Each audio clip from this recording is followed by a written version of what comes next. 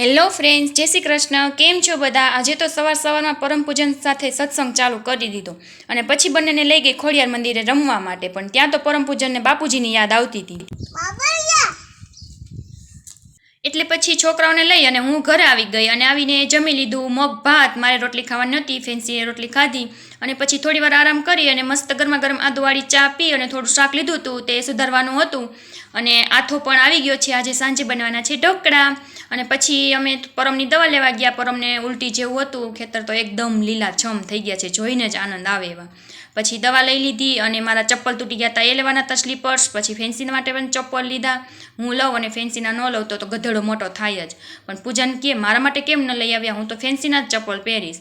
ત્યાં તો દીદીએ બધી ઢોકળાની તૈયારી કરી રાખી હતી અને હવે ચડવા મૂકવાના હતા, એટલે ગણેશ પરમેશ્વરનું નામ લઈ અને ઢોકળા ચડવા મૂકી દીધા છે, એટલે સરસ ચડી જાય.